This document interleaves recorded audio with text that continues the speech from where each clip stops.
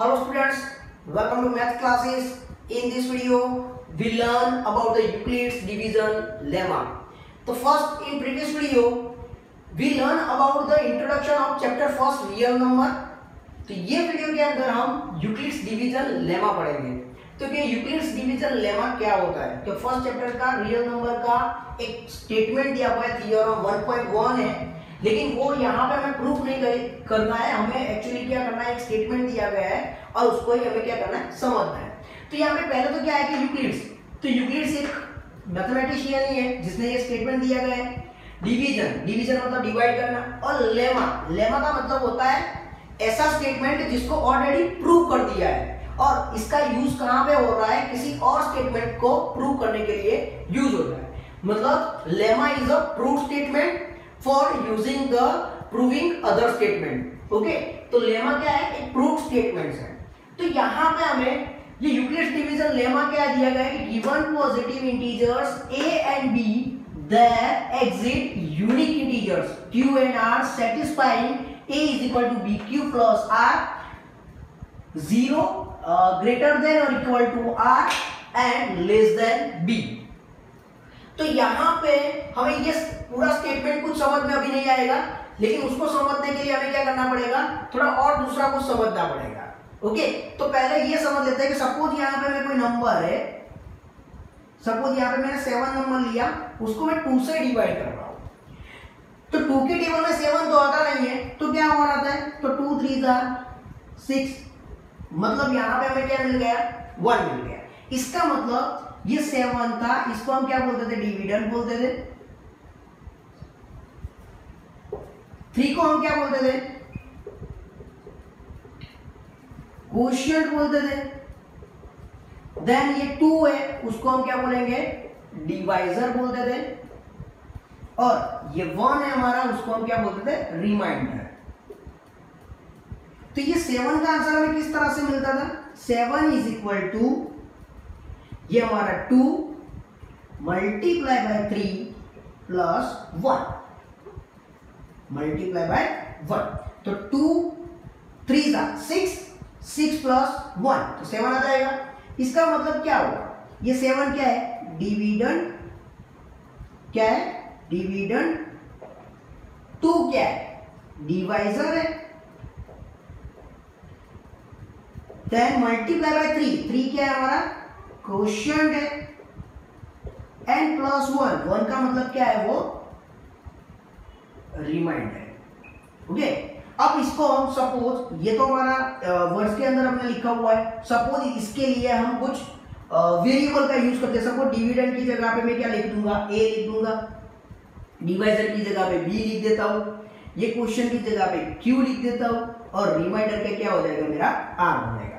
तो ये हमारा क्या बन गया, एक स्टेटमेंट बन गया, a is equal to bq plus r।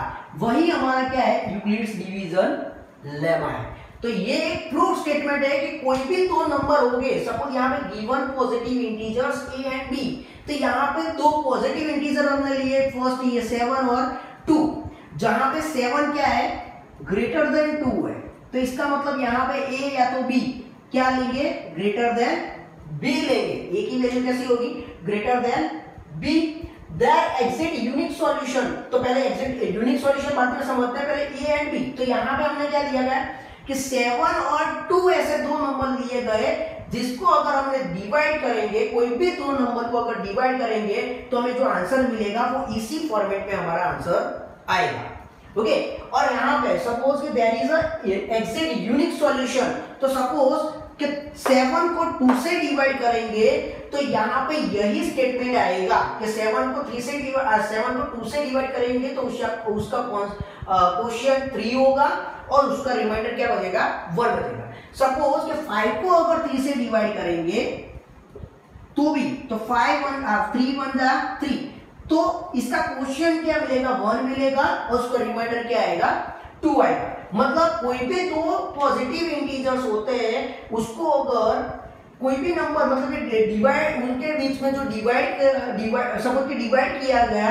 तो यही स्टेटमेंट हमें मिलता है। तो यही हमारा क्या, यूक्लिड्स डिवीजन लेमा है। दूसरा कि there is an exist unique solution, तो इसके अंदर एक ही सॉल्यूशन मिलता है। ओके, और दूसरा तो ये हो गया हमारा यूक्लिड्स डिवीजन लेमा। अब इसके बारे में समझते कि ये स्टेटमेंट क्या है। तो 0 आर की वैल्यू है, मतलब कि ये जो रिमाइंडर है वो रिमाइंडर की वैल्यू क्या मिलती है, या तो वो इक्वल टू 0 होगा, 0 से कैसा हो जाएगा, इक्वल हो जाएगा, या तो 0 से कैसा होगा, ग्रेटर होगा, और दूसरा लेस देन कैसा होगा, बी होगा। बी मतलब यहां पे हमारा क्या है, डिवाइजर है, मतलब जो भी हमारा डिवाइजर होगा उससे कम आएगी रिमाइंडर की वैल्यू। सपोज कि यहाँ पे 7 से हमने कितने से डिवाइड किया था, 7 को 2 से डिवाइड किया था, इसका मतलब हमारा आर क्या मिलेगा, 0 से तो इक्वल हो ही जाएगा, और b से कम मतलब डिवाइजर से कम, तो डिवाइजर से कम कौन सी वैल्यू आएगी, तो 0 और 1, वही एक दो वैल्यू है जो 2 से कम है, मतलब हमारा रिमाइंडर क्या मिलेगा, 0 और 1। तो ये हमारा क्या है, यूक्लिड्स डिवीजन लेमा।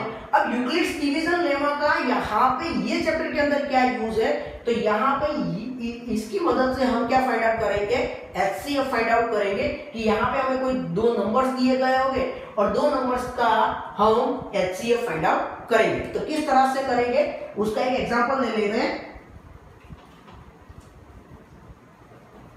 कि यूक्लिड्स डिवीजन लेमा की मदद से एचसीएफ किस तरह से फाइंड आउट होता है।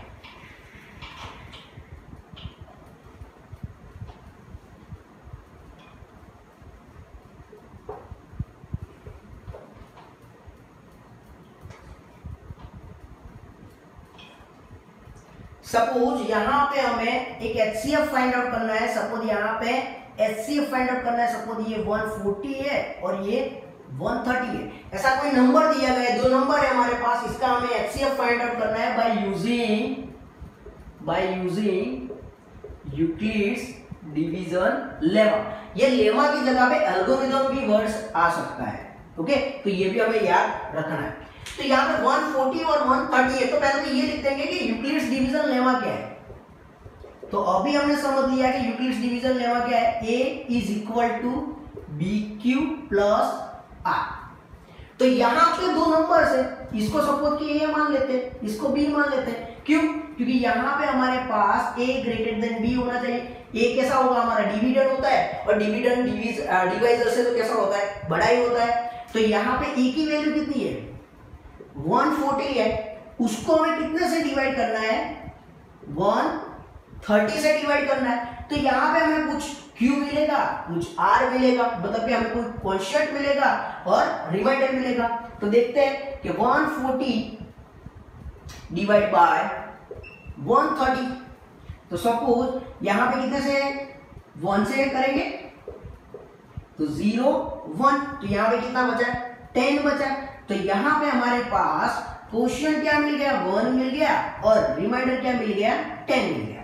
तो ये हमारा क्या हो गया, फर्स्ट स्टेप। अब ये प्रोसेस हमें कब तक करनी है, जब तक हमें 0 नहीं मिलता है तब तक। तो अब हमारा a क्या मिल जाएगा, तो a जब अब a हमारा कौन सा बन जाएगा, ये जो हमारा डिवाइजर पहले था वो अब हमारा कौन सा बन जाएगा, डिविडेंड बन जाएगा, और ये जो हमारा रिमाइंडर था वो अब हमारा बन जाएगा डिवाइजर। तो अब 130 को कितने से डिवाइड करेंगे, 10 से डिवाइड करेंगे। तो 10 को कितने से मल्टीप्लाई करेंगे, तो यहाँ पे 10 1 जा 10, 10 3 जा 30, मतलब यहाँ पे तो आंसर क्या आ जाता है, 0 आ जाता है। मतलब 10 मल्टीप्लाई बाय 13 प्लस रिमाइंडर हमें क्या मिला, 0, मतलब क्वोशिएंट हमें क्या मिला है, 13 मिला है, और रिमाइंडर हमें क्या मिल गया, 0 मिल गया। तो यहां तक हमारी ये एचसीएफ फाइंड आउट करने की प्रोसेस खत्म हो जाएगी। तो अब एचसीएफ क्या होगा, तो एचसीएफ हमारा कौन सा होगा कि यहाँ पे 0 जो मिला है रिमाइंडर, उसके ऊपर जो रिमाइंडर बचा होगा वही हमारा क्या होगा, एचसीएफ होगा। तो अगर एचसीएफ 140 और 130 का यूक्लिड डिवीजन लेमा से क्या मिलेगा, 10 मिलेगा। फिर से बता देता हूं कि यूक्लिड्स डिवीजन लेमा के अंदर एचसीएफ किस तरह से मिलता है, तो इस तरह से हम पूरी प्रोसेस करेंगे। यहाँ पे दो नंबर्स दिए गए, उसमें से जो बड़ा नंबर है उसको फर्स्ट नंबर से क्या करना है, डिवाइड करना है। तो कुछ हमें क्वोशिएंट मिलेगा और रिमाइंडर मिलेगा। उसके बाद सेकंड स्टेप में आगे कैसे बढ़ना है, तो जो हमारा डिवाइजर था वो अब क्या बन जाएगा, हमारा डिविडेंड बन जाएगा, हमारा जो रिमाइंडर है वो हम डिवाइजर बन जाएगा। उस तरह से ये प्रोसेस चलती जाएगी और कब तक चलती जाएगी, जब तक रिमाइंडर जीरो नहीं मिलता है। और एचसीएफ कौन सा मिल जाएगा, जब जीरो मिल जाए रिमाइंडर तो उसके ऊपर जो भी हमारा रिमाइंडर बचा था उसके ऊपर के स्टेप में जो भी रिमाइंडर बचा था वो हमारा क्या बन जाएगा, एचसीएफ बन जाएगा। तो इस तरह से हम यूक्लिड्स डिवीजन लेमा की मदद से, या हम लेमा की जगह पे एल्गोरिदम भी वर्ड आ सकता है, यूक्लिड्स डिवीजन एल्गोरिदम, तो वो उसकी मदद से हम एचसीएफ फाइंड आउट कर सकते हैं। आई होप कि आपको ये पूरा जो थ्योरम था यूक्लिड्स डिवीजन लेमा वो अच्छी तरह से समझ में आ गया होगा, और उसके ऊपर से ये एचसीएफ किस तरह से फाइंड आउट कर सकते हैं वो भी अच्छी तरह से समझ में आ गया होगा। अगर कोई डाउट है तो आप मुझे कमेंट में बता सकते हो। Thank you.